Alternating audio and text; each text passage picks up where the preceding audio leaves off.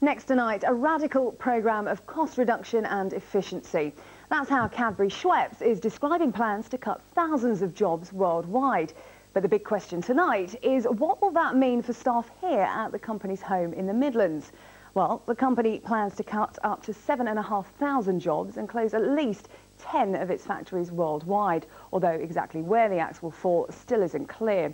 Now, Cadbury has certainly had its share of ups and downs in the last 12 months, which started in June last year with a salmonella scare at its Marlborough plant in Herefordshire. This led to the recall of 1 million chocolate bars and cost the firm £30 million.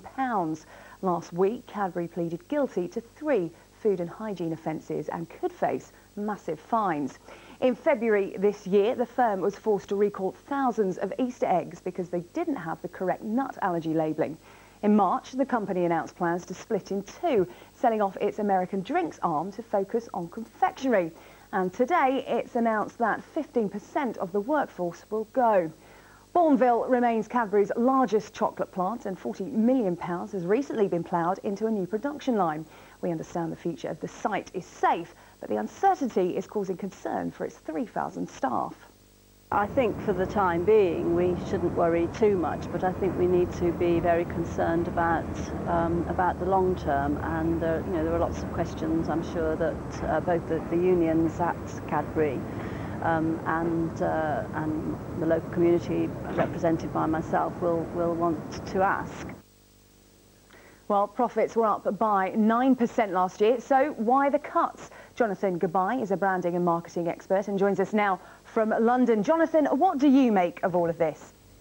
This is yet another example of a global organisation, a global brand, trying to, in Cadbury's case, slim down on the chocolate a bit. What they're trying to do is concentrate, rather than on lots of different brands, but actually on their core brands, of which they're going to be concentrating on 13 brands. And of those 13 brands, they're going to be really concentrating specifically on 5 of them.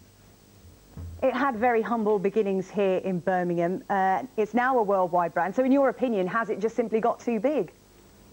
No, what's happened is that it's moving along with the times. It's a bit like what happened last week with the Ford brand, with Jaguar and Land Rover. What it's doing, it's concentrating on its main efforts, on the key things that are going to be making it money, not just for now, but for the future. The brand, in terms of the internal brand, has always been very proud of its Quaker background, and it will be saying to its people that, bearing in mind that tradition, they will be looking after its workforce, and let's hope that they do. Just how damaging have the past 12 months been for Cadbury? We've had the salmonella scare, we've had the job cuts now, and the closing of factories. Just how damaging is that? You know, if you have a constant drip, drip, drip effect, it can have a long-term damaging effect. So I think that what they're doing is that they said, right, enough's enough, let's actually concentrate on what we're best at doing and actually put all our efforts into that. And I think that's what they're doing right now. Jonathan, thank you very much. Over to you now, Bob, with news of a lady who has no need for chocolate, Cadbury's or otherwise. I was going to say, I bet